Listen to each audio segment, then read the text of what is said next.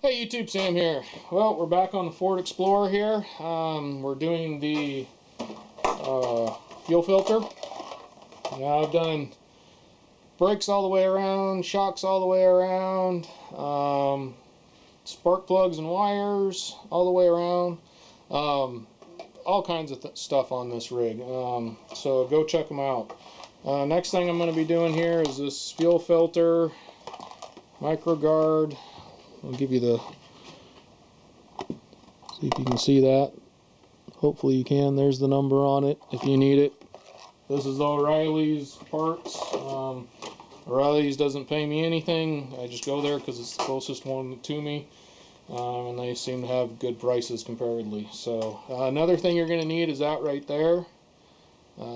This tool, I believe anyways. I'm not actually positive that this is the one, but I'll show it to you before I open it up. And it's only like $5 or $6 at O'Reilly's, so I went ahead and picked that up. So let's get to it. The first thing we need to do is relieve the pressure in the fuel lines.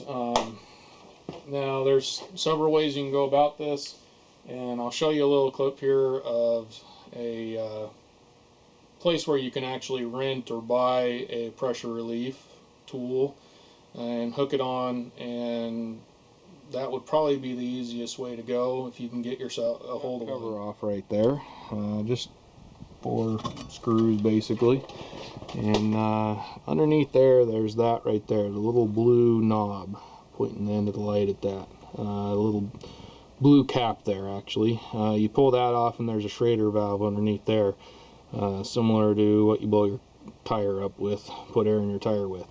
So you're gonna, that's I believe where you would depressurize that at. I'm actually not absolutely positive, but that's I know that goes to your fuel system, and I do know that that's where you would like pressure tested at, so I'm assuming that's where you would take the pressure out of it in the case that you had that tool. You can also find your fuse that goes to your fuel pump and start the motor, pull that fuse or whatever it is, because I haven't figured it out quite yet. Pull that and let the fuel, let it die. That should relieve the pressure. The other way, I did a video on where your inertia switch is in this rig, so go check out that video as well. And it said, according to the Haynes manual, you could unplug that, take and unplug that and let it die as well, and that should relieve the pressure. I haven't decided which route I'm going to take yet. When I figure that out, we'll get to it.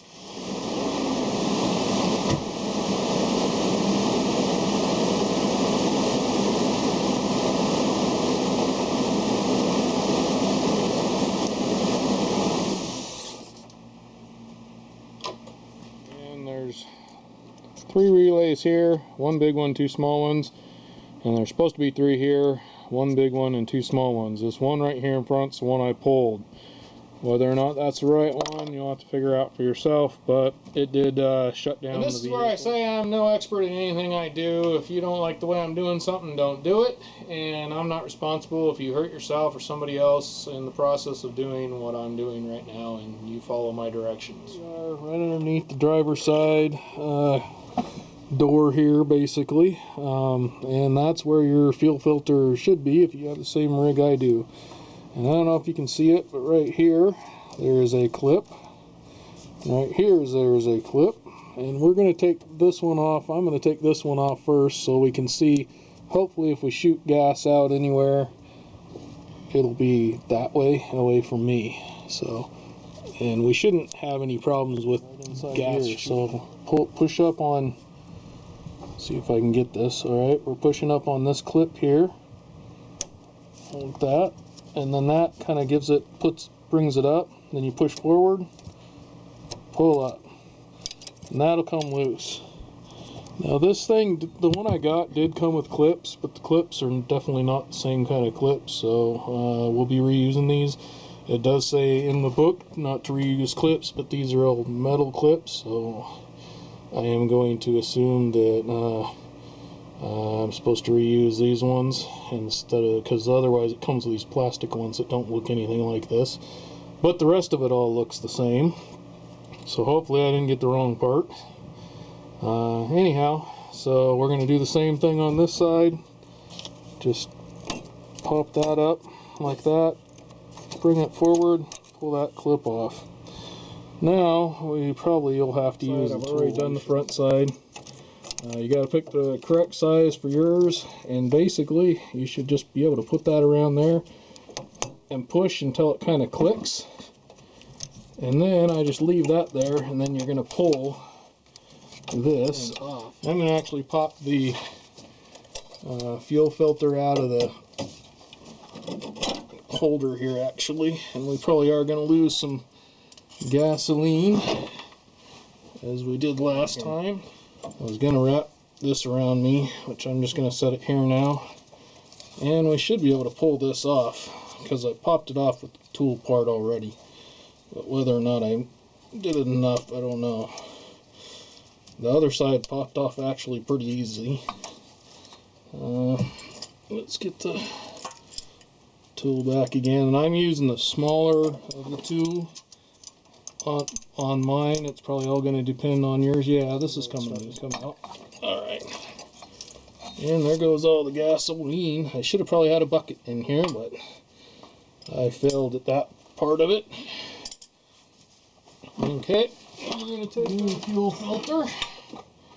And the main thing about doing fuel filters is making sure that your arrow is pointed the same direction as the last one. And this should, by all measures, pop back on the same spot.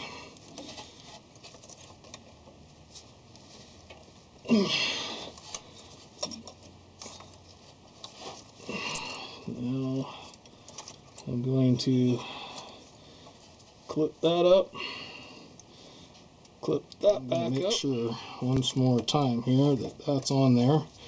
I'm going to pop it back in its holder on this side again. Yet again, my fuel line or my arrow is the right direction. And I'm going to take the other side here, and we're going to pop it on.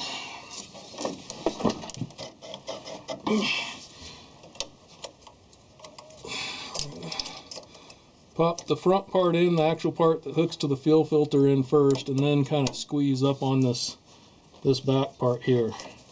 Now these were hanging down last time, so I'm going to go ahead and hang them down this time. And I think, for all intents and purposes, we have a changed fuel filter. Now we got to go back up top. I got to clean my hands up. We'll try and start it, and we're going to look for fuel leaks. We're going to turn the key a few times. You're going to hear beeping because I got to keep the door open.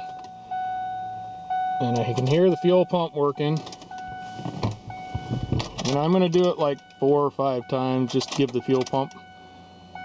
You can kind of hear it change its pitch a little bit even. I don't know if you can, but I can. Okay. Now I'm going to go ahead and hopefully she all works. Okay, she's running. Got my door open, in case you're wondering. Never want to run a car for very long at all without the door open inside a garage. And hopefully we don't have any leaks down here. It'll be over right by where that jack stand is.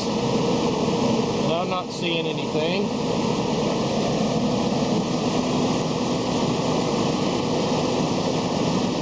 So I believe we have a successful filter change. All done with this one. It was actually fairly simple. The way I depressurized it seemed to have worked fine.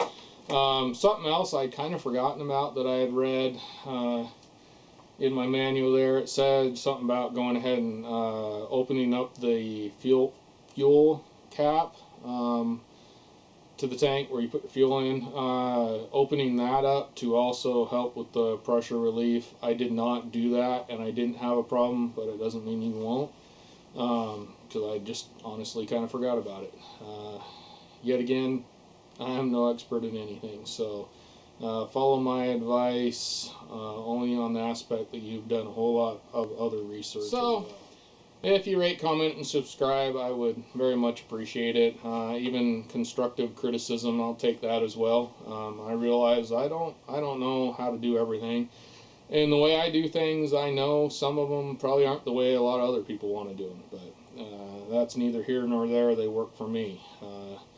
So anyway, I've done a whole lot of stuff on this vehicle besides this. If this is the first one you've seen, I've got a whole array of things on just this Ford Explorer, along with several other vehicles I own. So go check out my channel if you can. I'd appreciate it. Alright, this is Sam, Jack of all, Master none. You all have a good one.